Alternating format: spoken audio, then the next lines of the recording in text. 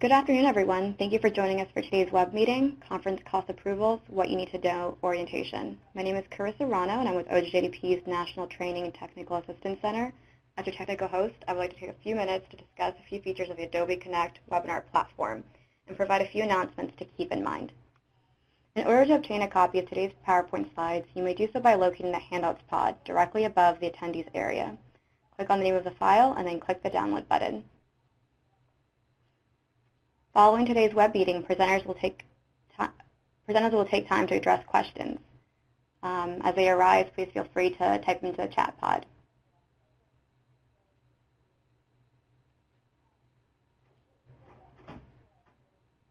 For those of you participating in today's web meeting as a group, please take a minute and help us count. Go to the chat window and type in the total number of additional people in the room with you today.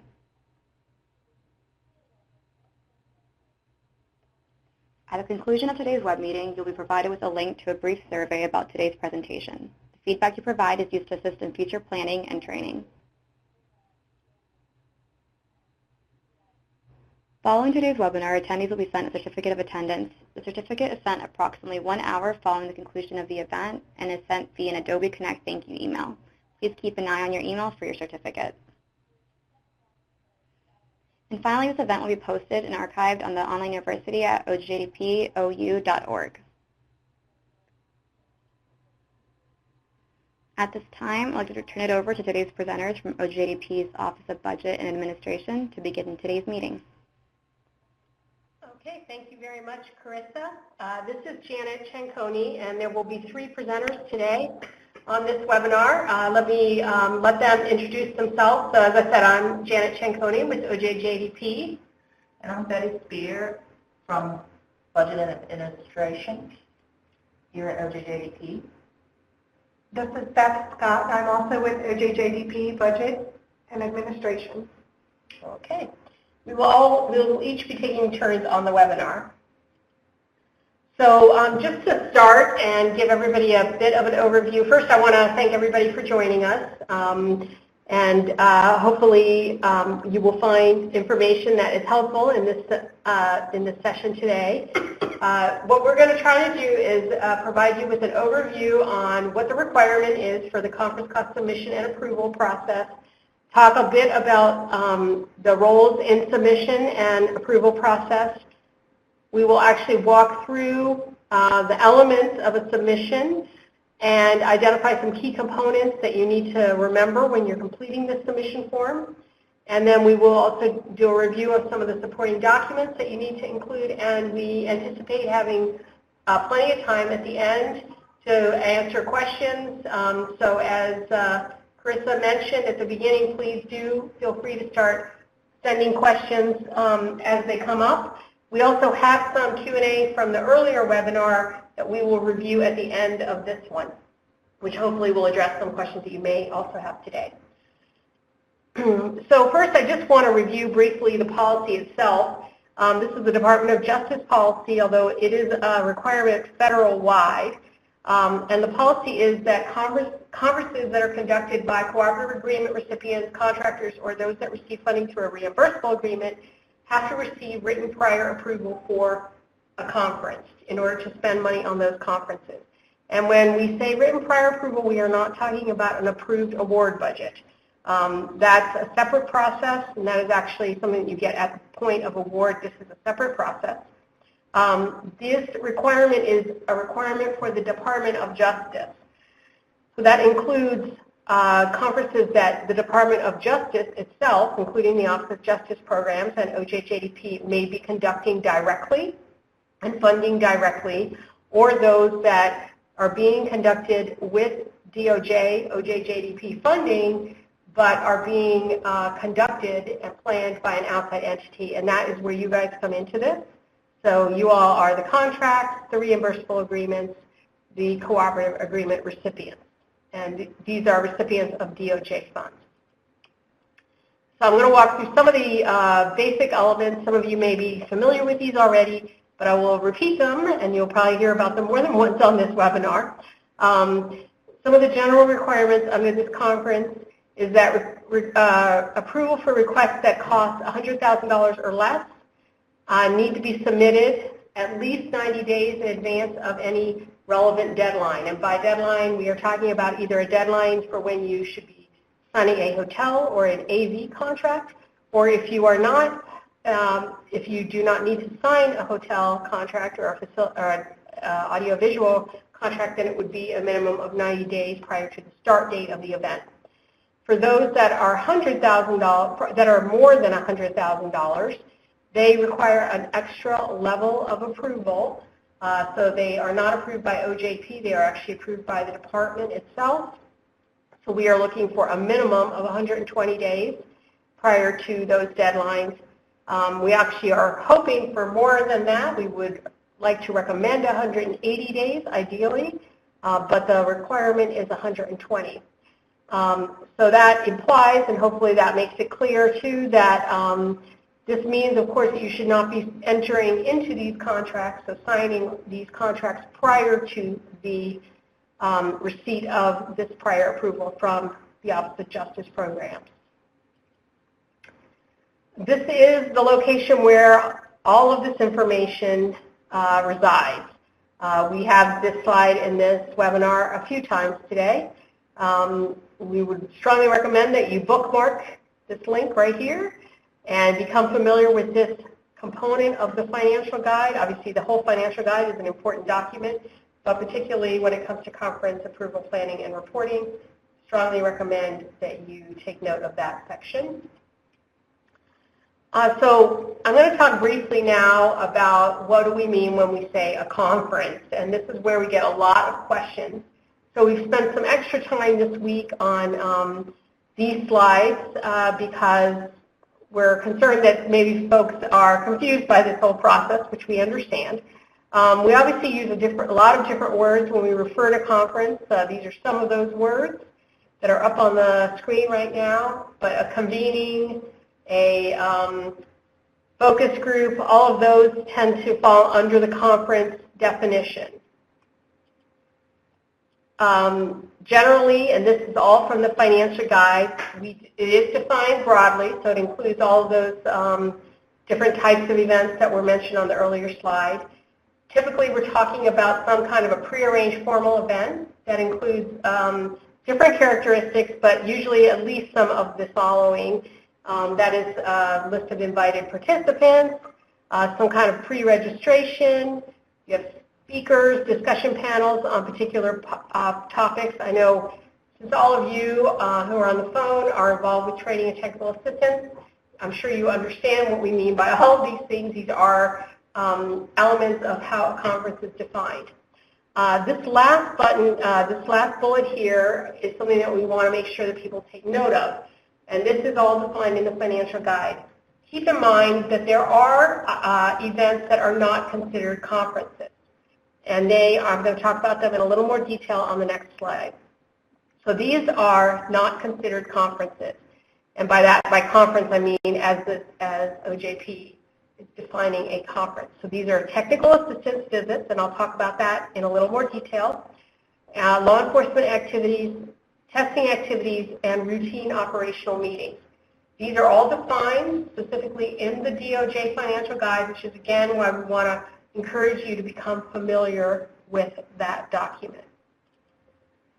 So here is how a technical assistance visit is defined. And what we would strongly recommend, especially if you are doing this for the first time or if you're not completely sure about whether your event falls into this requirement, is to take a look at these four types of events and see if that event falls into one of these first.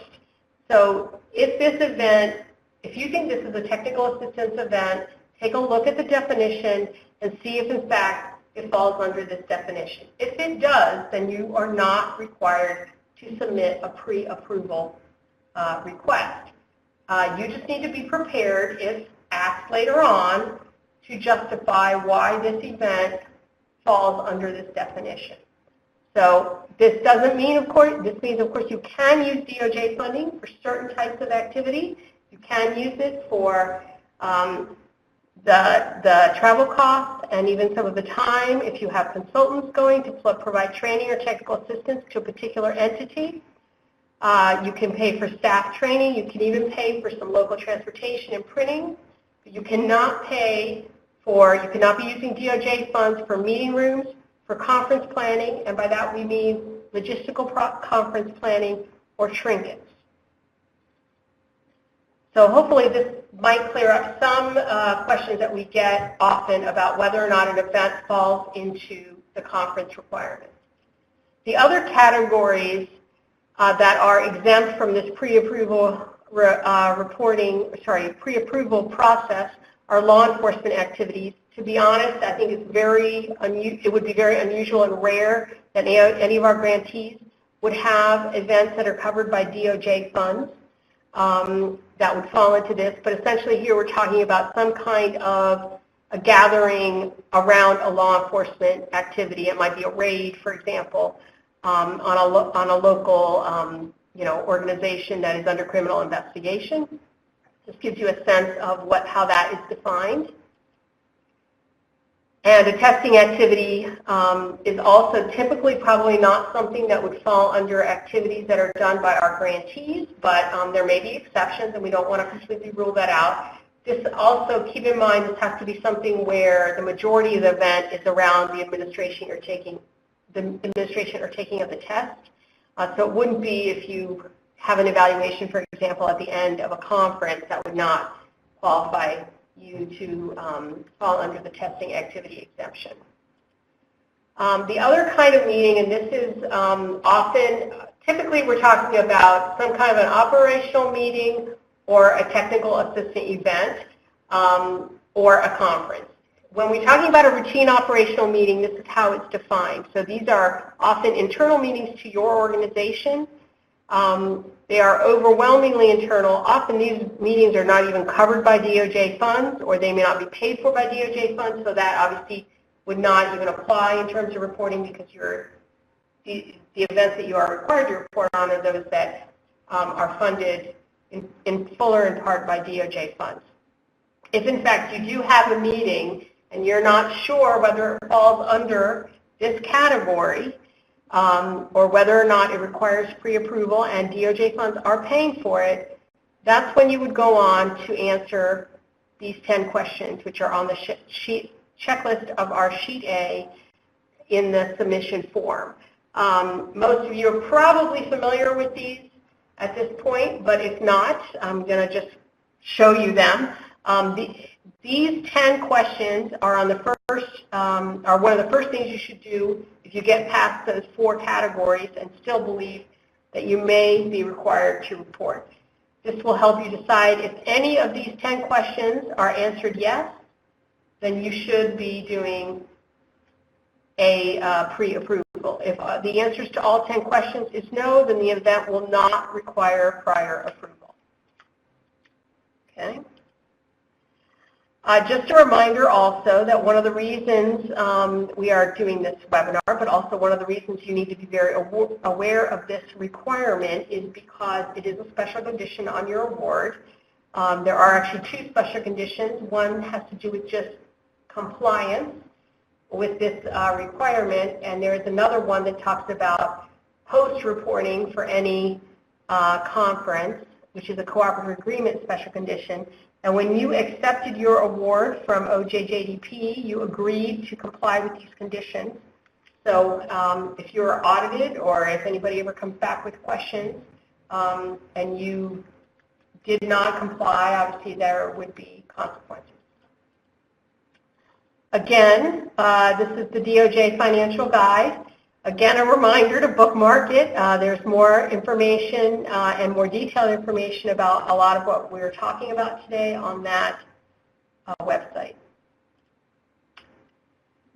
So now I'm just going to talk a little bit about some of the roles in the submission approval process. There are several actors involved in this process, and many of them obviously play crucial roles, and you may interact with multiple levels of them through the process. So the first, obviously, is all of you that are on the phone. You are the recipients of funding from OJJDP. We obviously want you to become familiar with these requirements, which is why we are having this webinar and why we encourage you to read the financial guide. You are the ones who are responsible for initiating the approval process. So that means you would prepare a submission form and complete Sheet A, which is part of that document, and include the appropriate documents to support it. You would be the ones that submit that information to our email address within the required time frame, so the 90 or 120 days prior to deadlines. And you would be the one who would be responding to questions that may come back as a result of that submission. The next important player in this process is the program manager. They are, as with all things related to your grant, should be your first line of communication. They work closely with us, that's the 3 members of us who are on the conference cost reporting team, on incomplete submissions or those that may need additional information prior to the initial validation of the form. Obviously, they are the ones who can make sure that you have captured any federal staff costs that may need to be captured on the form. There are instances where we may need the front office at OJJDP to approve special exceptions, such as using costs to pay for food. There are some rare events where we may approve the use of funding for food, such as if children are participating in the event, or for conference costs that would be going over $100,000, you would also need special justification for that.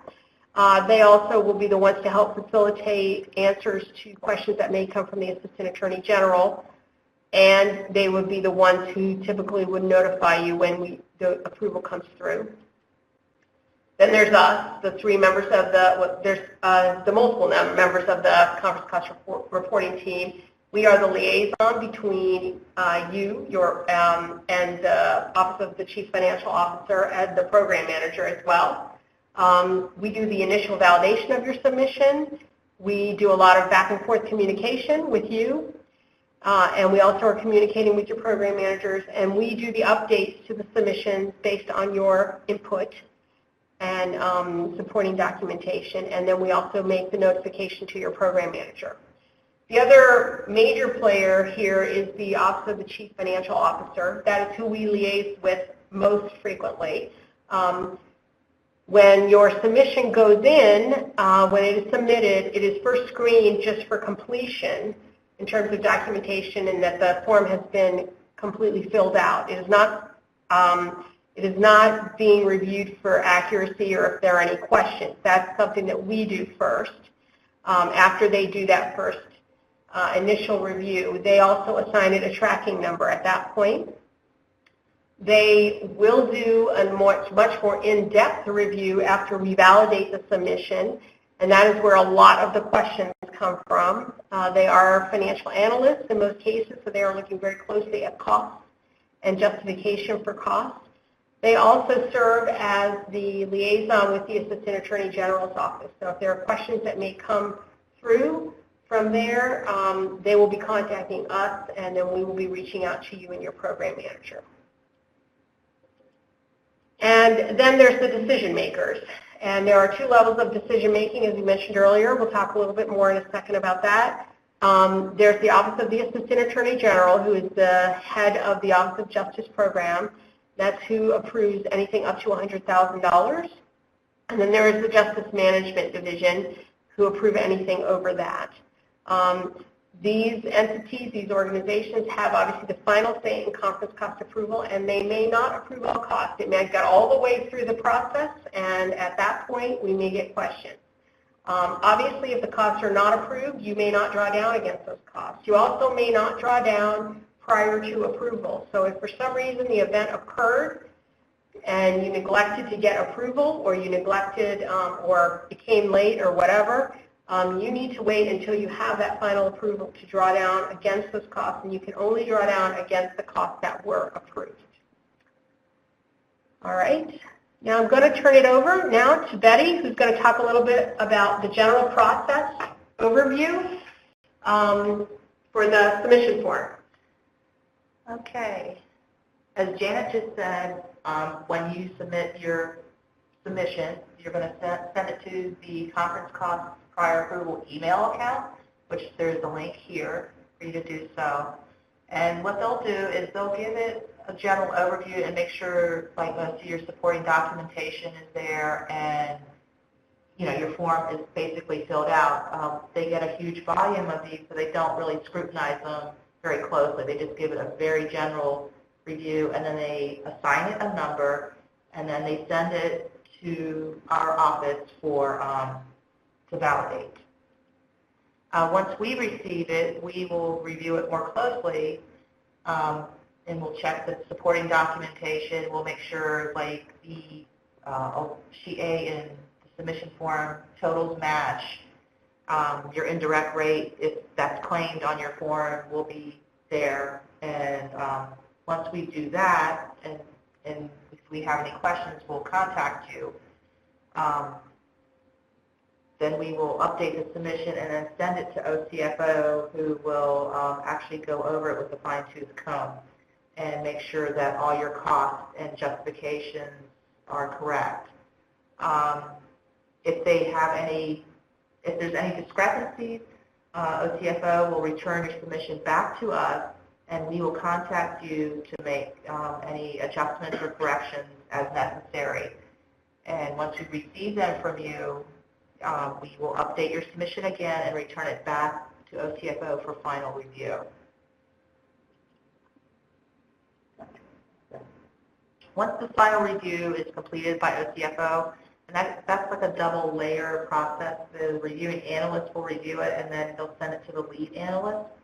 And once that lead analyst review is completed and all the questions and discrepancies have been corrected and adjusted, they will move your submission back. They will move it over to the OAAG office, depending on the amount, for final review. And once the approval is granted, OCFO will notify us, the liaison, and we will notify your program manager of its approval. And again, the timeline for approval for the standard approval under $100,000 is for 90 days prior to any signing of contracts, and submissions that are over 100K will require J&D review. And we need a minimum of 120 days. We would appreciate 180 because they're just really busy. And again, if the timelines are not met, and oftentimes they aren't, well, not often, but a lot of times it's been where they haven't been met, the grantee will need to reschedule the date of their event. And this is basically a graph of the approval. Again, up to $100,000 is the OJP AAG office, and anything over $100,000 goes down to the main justice for final approval. And I'm going to turn this over to Beth Scott, who's going to review the approval form and sheet A. I'm just going to go over some of the general components of that. Thanks, Debbie. Thank you. Adam, I think we're ready to move over. If you can, thank you, share my screen.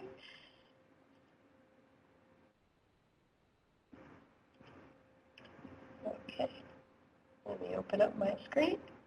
Sorry, everybody's good. All right, Beth. Okay, there's basically two parts to the submission form. This is the first page of the submission form, and then down at the bottom it says Sheet A, and let's just click on that and take a quick look at that. And this is the second part of the submission form where you do all your calculations, your estimated expenses, and your justifications for your event. Let's go back to the submission form. Starting at the top, we're going to go through a couple lines on this so that you'll be familiar with it. Toward the top where it says component use only, this is where you will see the tracking number that is assigned to your submission form. Every time you have a question about your event, please use this number because there are multiple events, and this is how we track your submission form. It's also how OCFO tracks it. We track all your information, and it's the way we look up your information so that we can get answers back to you as quickly as possible. If you just give us the date and the name of the event, it's really like not giving us any information at all, because there's hundreds of these that are in the system that OCFO works at a time. Let's move down just real quick to line number 14, which is where it's the justification for actually holding your event. And it's what we're looking for here is a strong statement that supports the mission for OJJDP. If you have any questions about this or need assistance with this, your grant manager will be able to help you with this. We're looking for strong statements. Sometimes they're sent back because the OCFO office does not see the connection between your purpose for the training or events and how it fits into meeting the goals of the agency. When we go down a little further, we're going to go down to where it has the number of attendees on line number 20 and 21. This is for federal and non-federal employees, and you're going to need to double check that you have these numbers the same on this form and on sheet A. We're going to take a look at sheet A in a minute, but I'm just going to go through these just to get you familiar with where we're headed.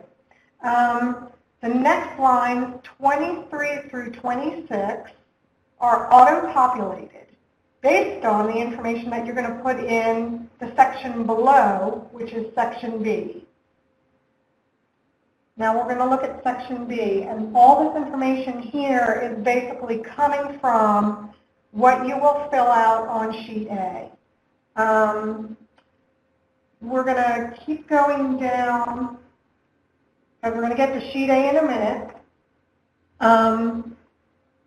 Let's go down to where we have the meal calculator down on line C, 79.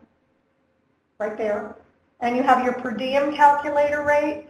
This is a drop-down which will give you the per diem that you're going to be using on your on the sheet A for your calculation. And right beneath that, where we have section D on meals, breakfast, lunch, and dinner, where it says number of meals served, unless you have children or some special event that has been pre-approved and you have a signed memo from the administrator of OJJDP saying that it's okay to serve food, all these numbers should be 0. Please make sure you put a 0 in here. If you don't, then the boxes will show up, they'll highlight yellow, and your form will be returned to you. This is one of the mistakes that we see. So if we go down to, let's see, section G, we have government provided meals. This will always be 0. And now we're going to go down to H and I. And H is the justification for your facility. This causes some confusion for people. Basically what we need here are 3 estimates. First, it's 3 estimates on the location. And then once you've selected the location, there's an additional 3 comparisons we need for the facility that you're going to consider. And now we're going to move down to section J. And section J is pretty self-explanatory.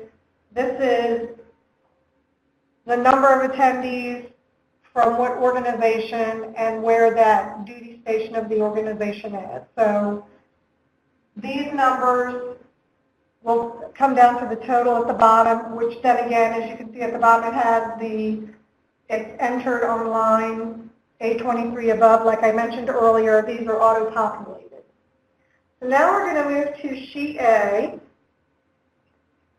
We're going to start at the top where you have the 10 questions, and this determines whether you need to fill out the submission form or not.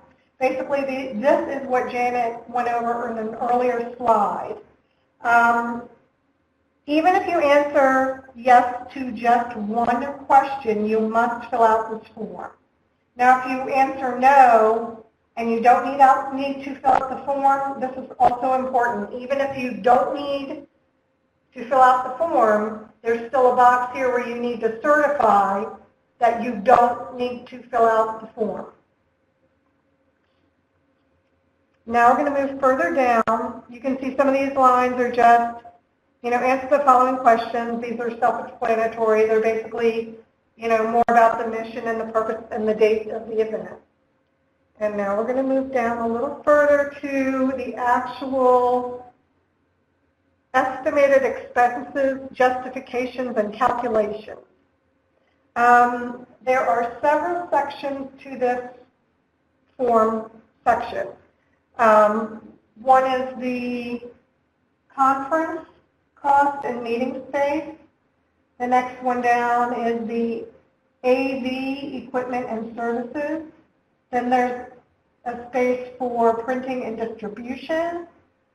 We have government provided meals, which will basically be zero.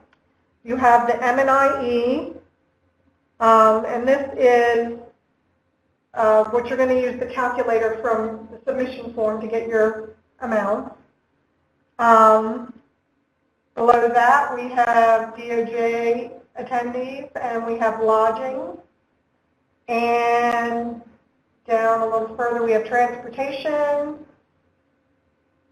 And then we get to a couple of sections that cause some confusion, which we'll talk about a little bit more, which is the logistical planner and the programmatic planner and the facilitator. Information that you want to fill out in these three sections they're based on the task, not the person. So if you have a person that you've hired to be your programmatic planner, but somehow they're doing logistical activities, you need to put that person's name and the actual activity under the logistical planning section. This can be confusing. There's going to be a lot of back and forth on this. It's kind of to be expected. There's a lot of information on this in the financial guide. Please look at it for clarification. It will really help if you take a look at these sections because they can be a little bit confusing. So on this section, on the far left, you'll see where it says justification. The justification for each one of these sections is where you're going to explain what the calculations mean, or you're going to describe the tasks that are occurring or the tasks that are being performed for each of these categories. And then on the far right, you'll see the total cost. So in each one of these sections, there will be a total cost. So the total cost on the far right, each one of these sections from line 56 down to line 71 corresponds to the information on the submission form. So if we go back up, so right in there you'll see in section B, each one of these areas corresponds to one of the sections we just described in sheet A. So the totals all need to match. So a lot of times there'll be typographical errors. You've got to make sure you enter these numbers in. They do not auto-populate. We're really sorry about that. There's nothing we can do about it. We would love to, but out of our control. It is our understanding that this is done to make sure that, in a sense, you're sort of double-checking your work by entering in the information twice. So the bottom of this form, the very, very bottom, will have, you'll see the section that says this up a little bit. Yeah, this is what we wanted. The submission form reconciliation sheet.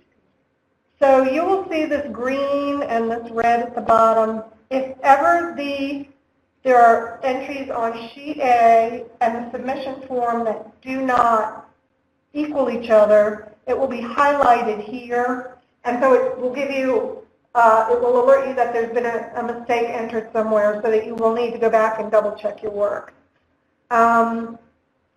Another thing that I want to mention is that if you have any categories where you've exceeded thresholds, you have to provide justification for that, and that will be shown on the submission form.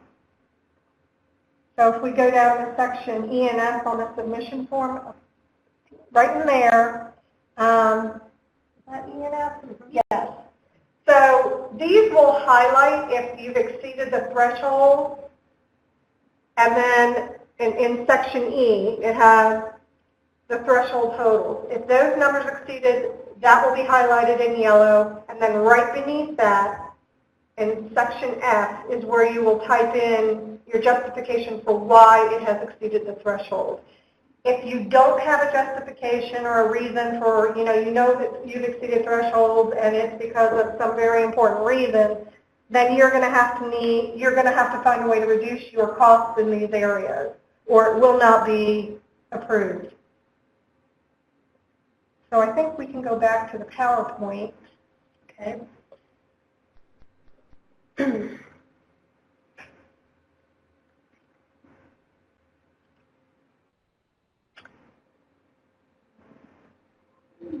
Not seeing the PowerPoint.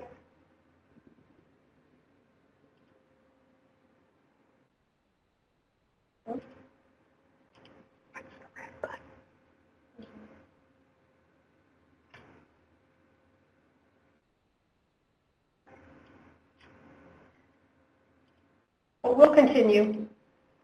Adam, if you can move our slides for us, or Carissa. Hi, we're working on getting it back up. We see it on our end. Yeah, we had this problem in the last one too. That's okay. Do it for me. All right. We'll just go ahead with. We know what the slides are because we have them with us. So we will. If you can just keep along with us. Sounds good. Okay. So one of the things that we want to make clear to people is that the submission for the submission form is not based really on the date of your event. It's on the first day that you sign a contract. This is one of the biggest mistakes that we have. People think they're submitting their information on time, and it's not. It's way late. We are getting requests that, our hotel agreement needs to be signed tomorrow or next week, and we haven't been approved yet. And then we'll get something back from the chief financial officer saying, well, yes, but they only submitted their information, a month ago, and really it should have been submitted 3.5 months ago. And if that's the case, they're going to make you reschedule your event. So please pay close attention to those dates, because it's really going to make a difference in getting your submission approved on time. Another thing that we want to make sure that you understand is that you can't have any meals, lunch, dinner, snacks, anything on your agenda. Please make sure you don't put those words on the agenda. It will be returned to you. We also would like, if you could, where it says lunch, snacks, breaks, whatever, please put in quotes the words meals on your own. That will help get your submission through faster. We are getting some with the incorrect indirect rates. We need the most current signed agreement. Even if it's in the works, it's not going to be approved. It's got to be, there has to be a signed agreement. Even though the travel costs, you may not be paying for Department of Justice travel, we have to capture all the costs. So please make sure you include that on the submission form and on sheet A. Next slide.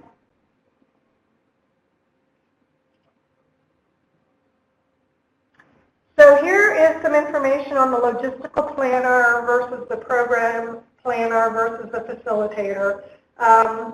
You have this slide. This is just sort of a basic, quick explanation to give you an idea of what the differences are and where they should be listed. Again, there's more detailed information in the financial guide that if you have questions about, you can work with your program manager or grant manager, and they'll be able to help you locate that information in the financial guide so that you can ensure you've entered this information in the correct location.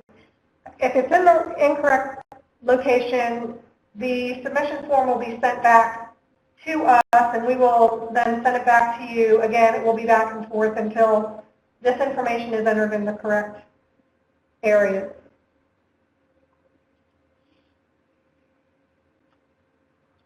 Next slide. And next slide to common errors, please. So, some of the common errors to watch out for. The number of attendees do not match on the summary and on the submission form. So sheet A and the submission form have different numbers of attendees. A lot of times it's just a typo, but you know, if it's off by one person, it can delay your approval or even cost you to have to reschedule your event.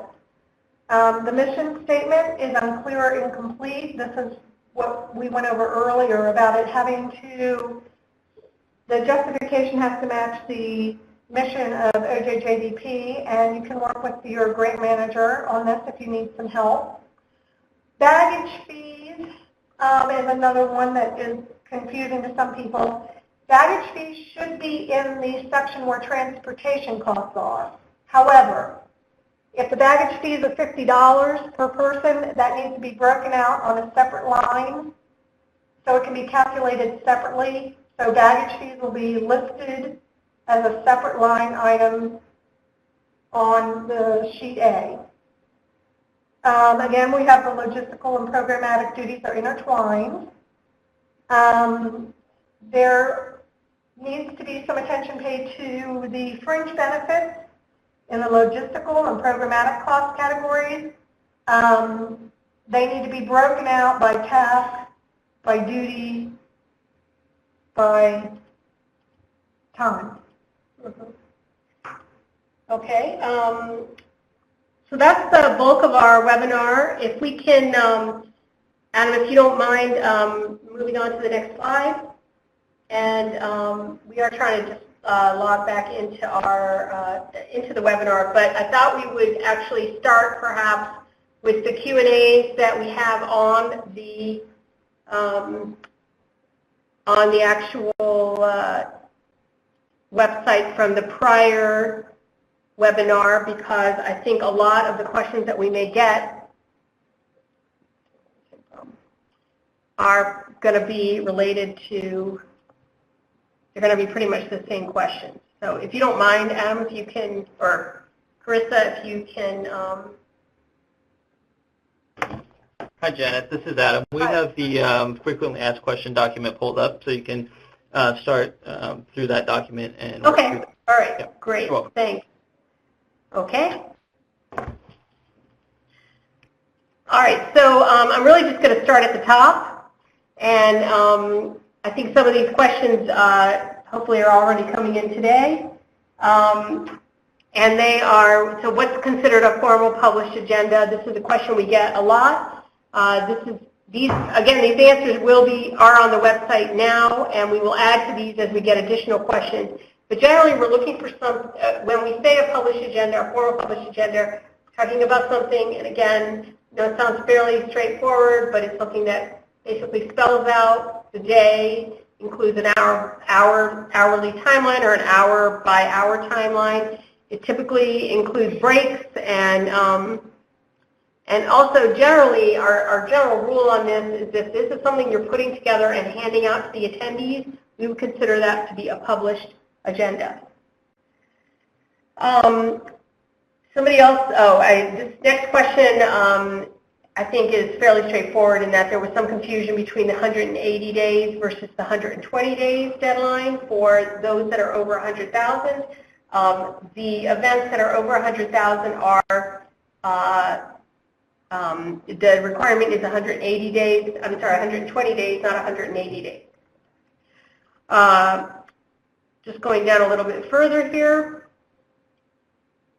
Oops, I'm not, this is me, sorry, I think I'm screwing it up. Now I'm able to control, I can see it now.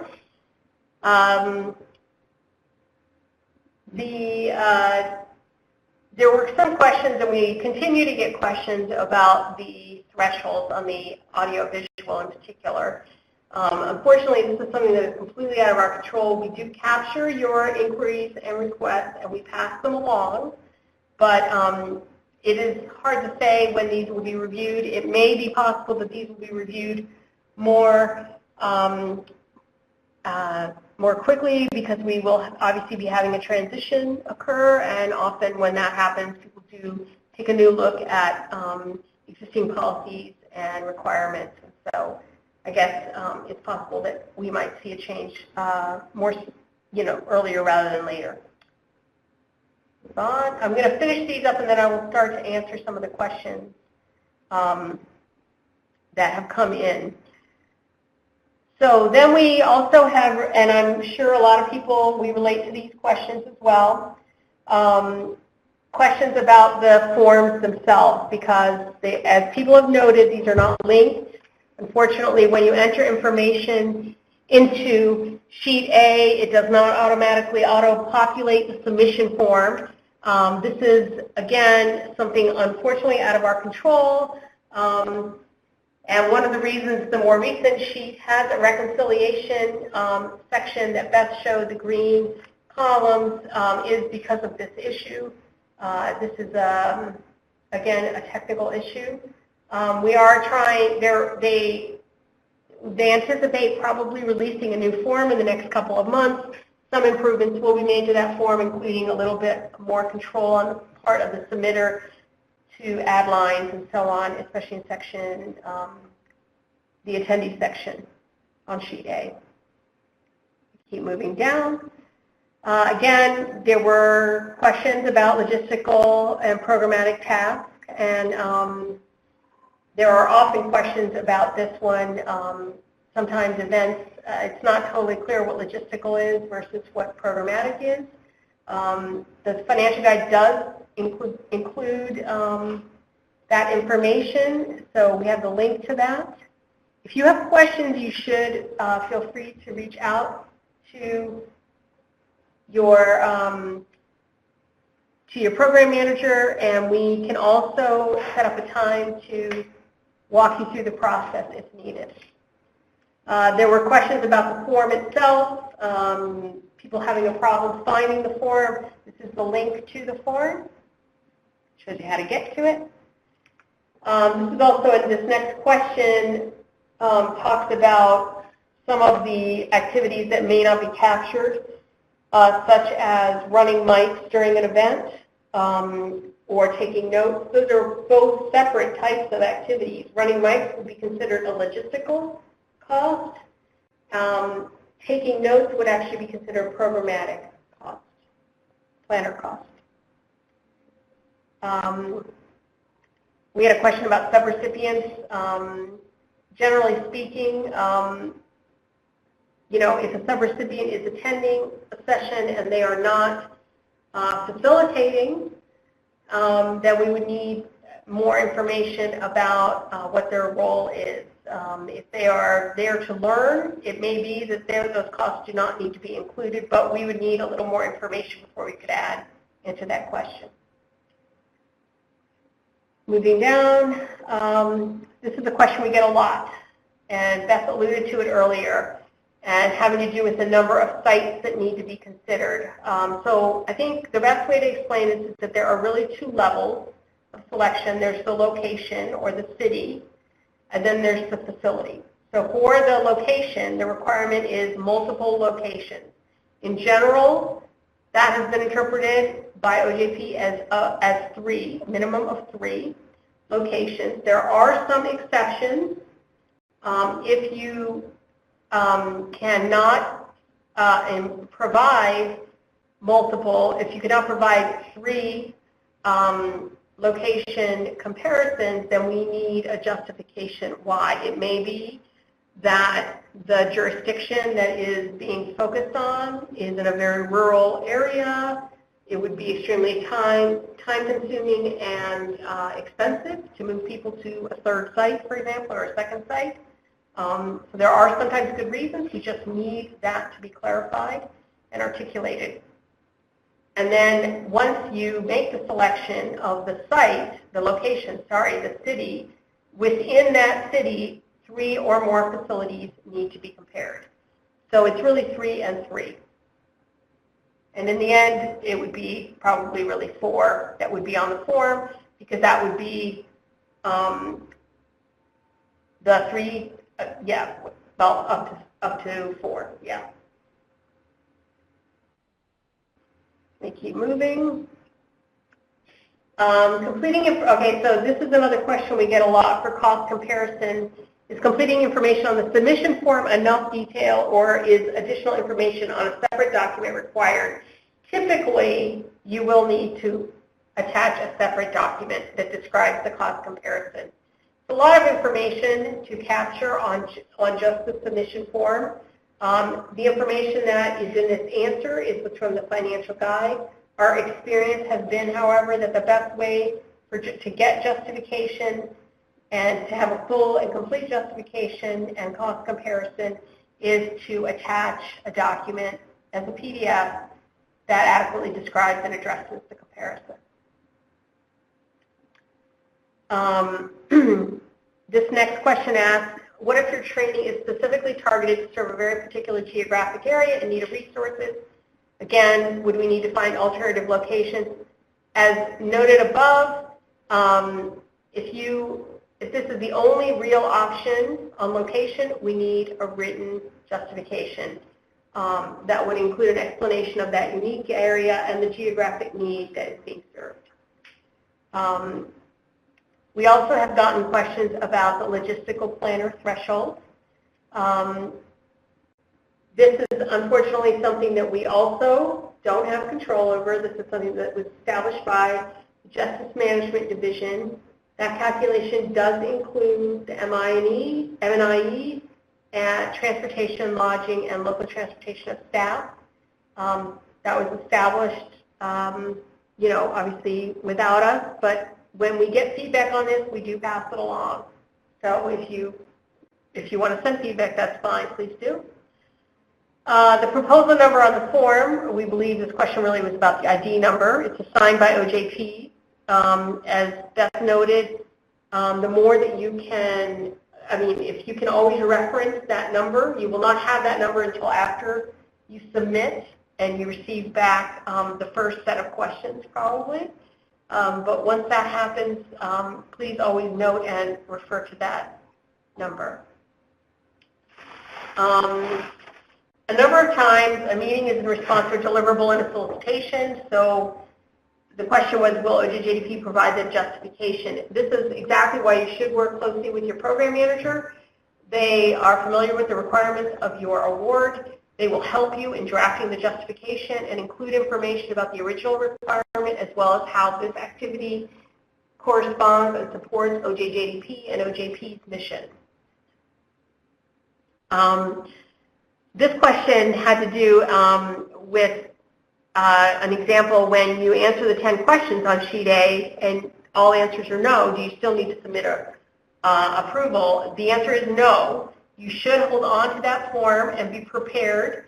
If there's ever a question about why you did not submit a pre-approval, you need to just be able to justify that, in fact, this event did not require pre-approval. And one of the reasons, obviously, in this case would be because the answers to all 10 of those questions was no. Another question we get frequently is that if we have a venue that doesn't cost us any money, why do we have to do a cost comparison?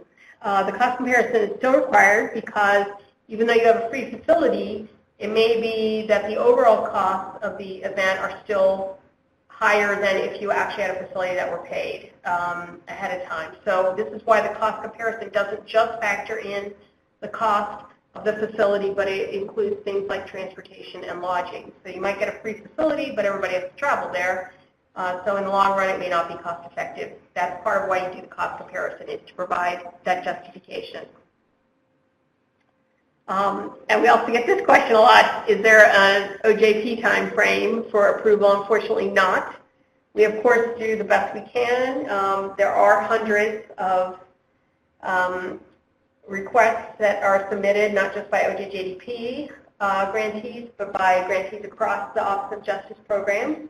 And for higher cost events, it's obviously there are events that go across the Department of Justice, all of the agencies with the Department of Justice that have to be reviewed. I will say on our end, we try to do these as quickly as possible and move things along. That is why we have multiple people on our team. So we just appreciate your patience. You also asked here, this question asked about breaking down fringe benefits from salary or hourly rate. This would be for the logistical planner, the programmatic planner, and the facilitator if it's staff. You should break out the hourly rate from their fringe benefits.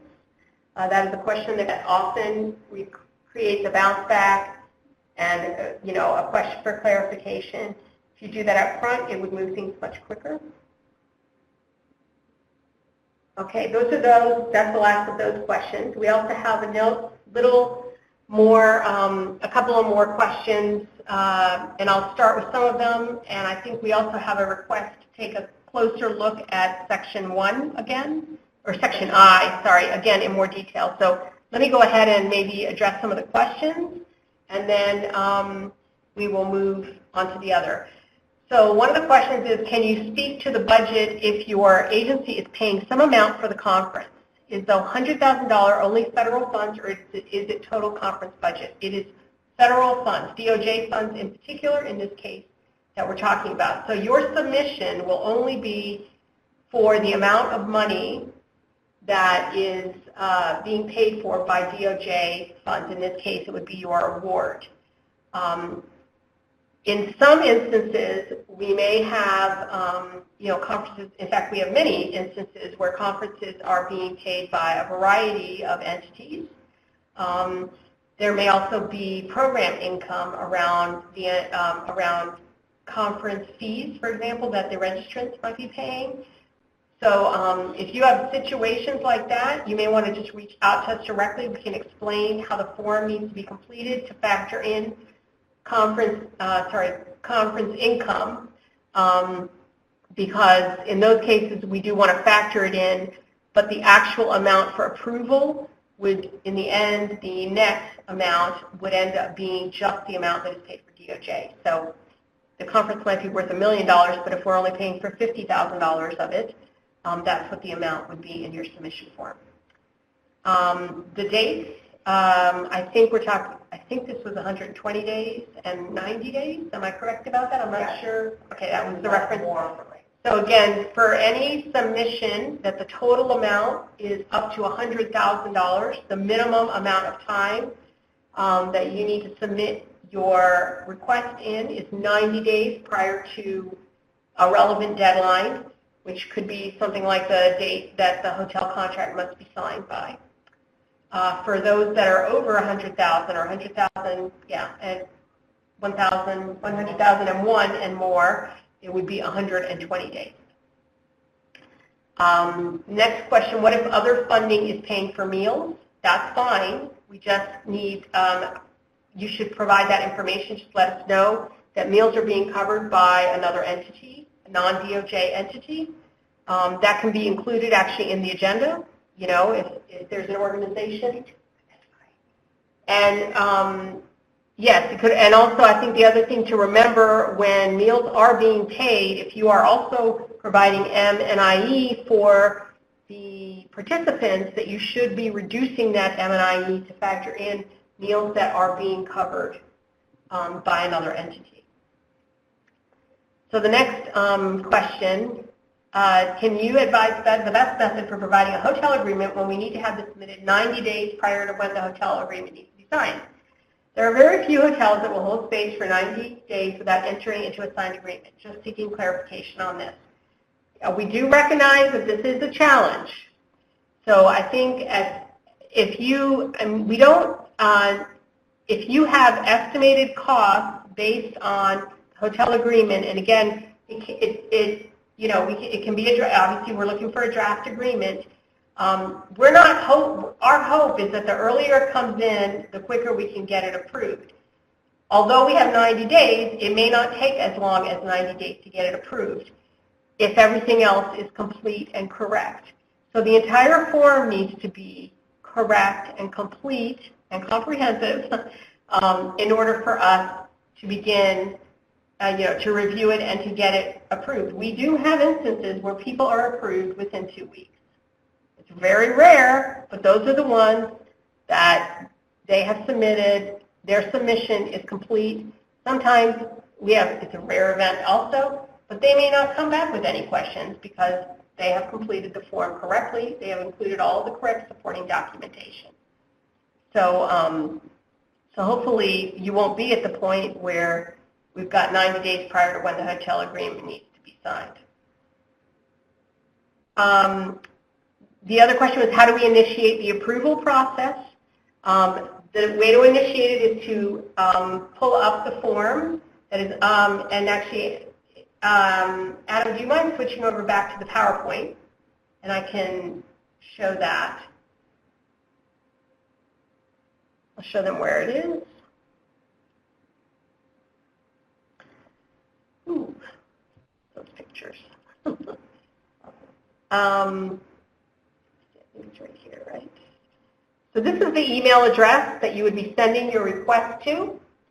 And the form itself you can get through the financial guide, this address here. And I'll show you the actual link to the form. I think it's over. I don't remember where it is. The very beginning.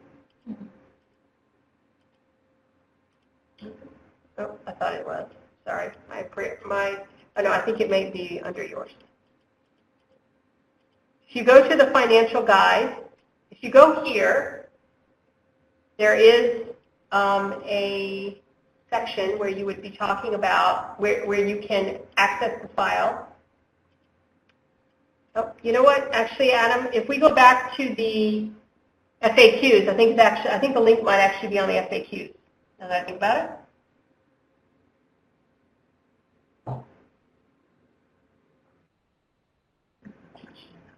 Lost it again. I lost you guys again. No, here it is.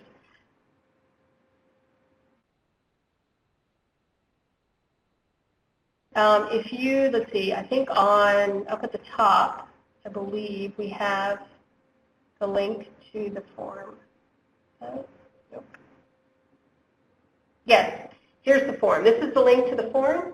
Right here on the FAQs, you could get to that obviously through the financial guide, and then you would email it. The directions for submission are with that form as well. You would then email it to the conference cost reporting website, the completed form, copy your program manager, please, and then you will get a response from them that they received it. And as soon as we do our initial review of it, you will be hearing from us, and we will be giving you the assignment, the ID number of that form, your form. Let me see, there's some other questions that have come in. The question, are there any food and beverage costs?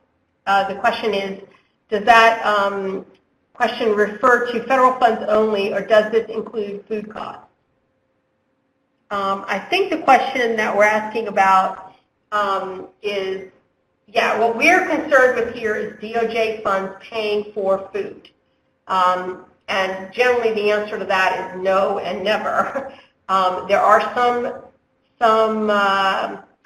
exceptions to that, again, perhaps when there are children that are participating in an event.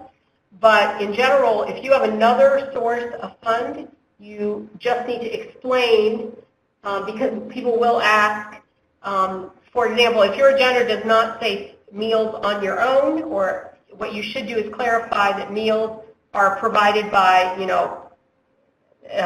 so-and-so entity, or not provided by DOJ. The purpose there is to ensure that DOJ is not identified as providing the meal. This next question, is there any possibility of posting a mock completed submission form or emailing participants? So actually, we are planning to do a couple of other webinars in the next couple of months where we will walk through completing a submission. And through that process, I expect that we will be identifying some more opportunities for people to see mock submissions. We will actually try to do some real submissions in that process, although we might not be identifying whose submissions those are. The other thing I want to point out is that, and we have done this more than a few times, is that if you have a submission, you have a lot of questions about it, you may be confused by the process, reach out to your program manager, request a special conference call / webinar where the team, the three of us, can work with you through that and address all questions.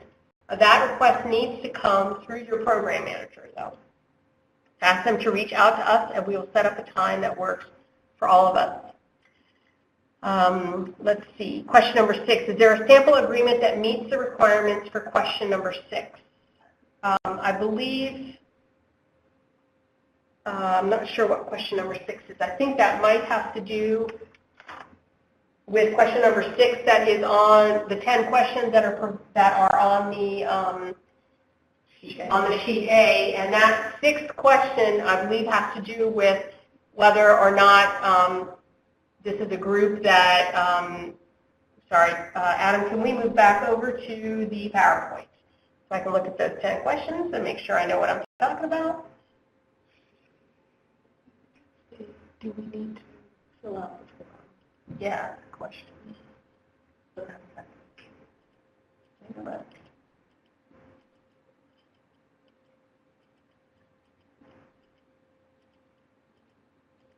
we go. This is 6. Do the participants represent multiple agencies that are not co-located or joined by an agreement, such as a task force with an MOU? I think what we're, and I'm not sure, please clarify if that's not the case. I believe the question is there a sample agreement? We do not have an example of an agreement. This would be, I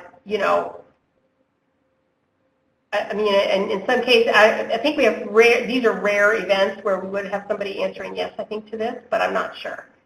I think perhaps, I mean, a memorandum of understanding would be an example of that kind of an agreement. I don't think I've ever seen one, to be honest, come in with this. Somebody asked, is there any way for us to check on the status of our proposal? Please email your program manager. They can ask us and we can provide an update. We've been told that our organization cannot even provide coffee, water with our non-federal funds because it gives the appearance that OJJDP may have provided those. Can we now provide coffee or water with our own funds? That's different guidance than what we've been given before.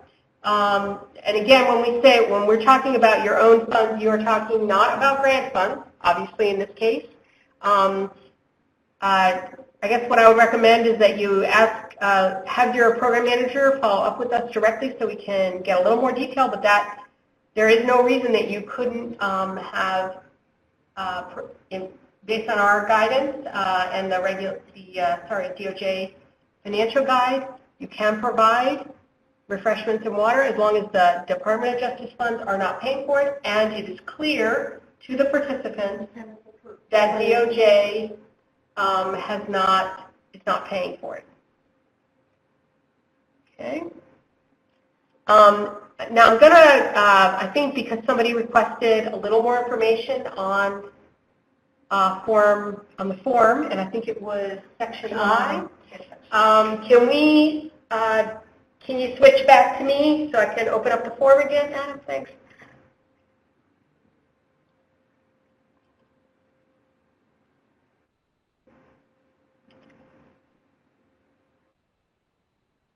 All right.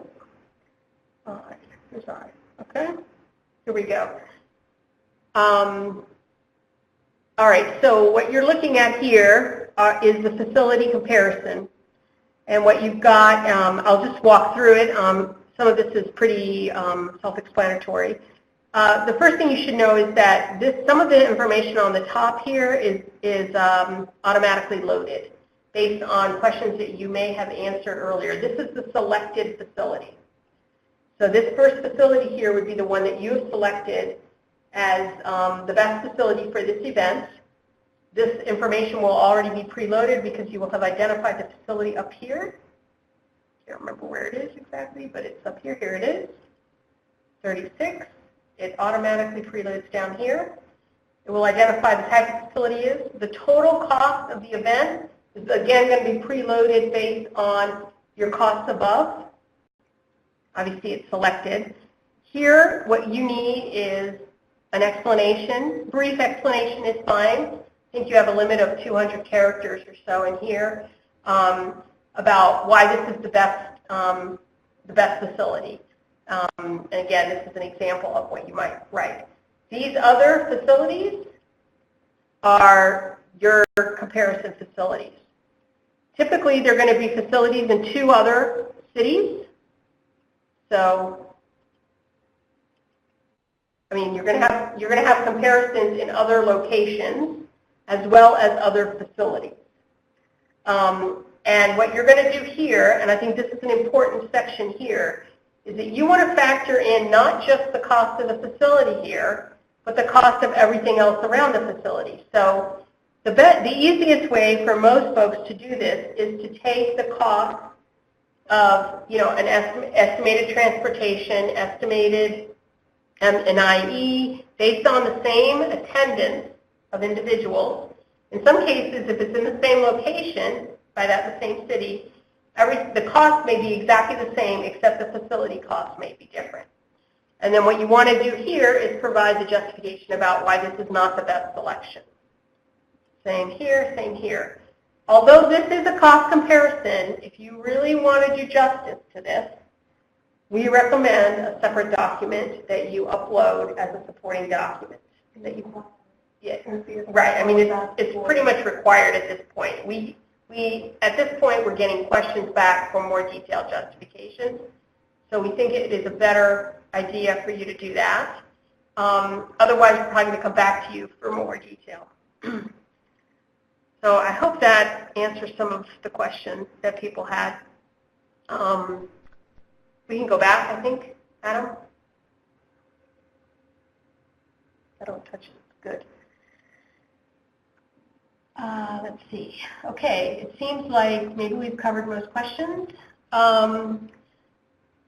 Obviously, we'll continue to answer questions. We will be sending information out once we schedule time to do the more in-depth review of the submission form and the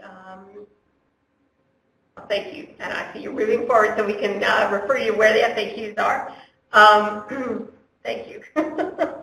We move on to the next one. This is where we have some additional information. This is where the FAQs are, the ones I went through. There are other FAQs that are more about the form itself, and these are posted with the financial guide. Obviously, if you reach out to your program manager, they can connect you with us, and we can set up a more direct conference call to talk about your event in particular. This is the email address.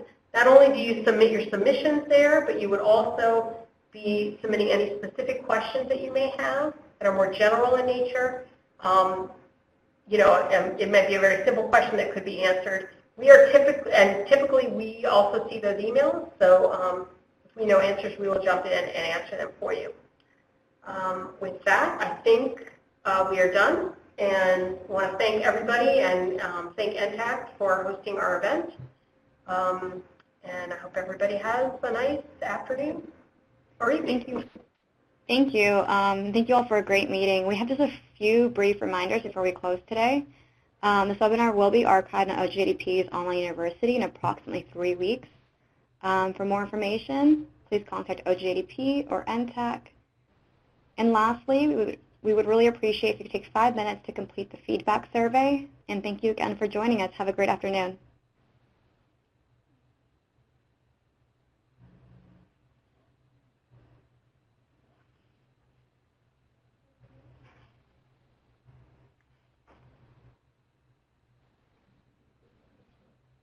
The host has left the meeting.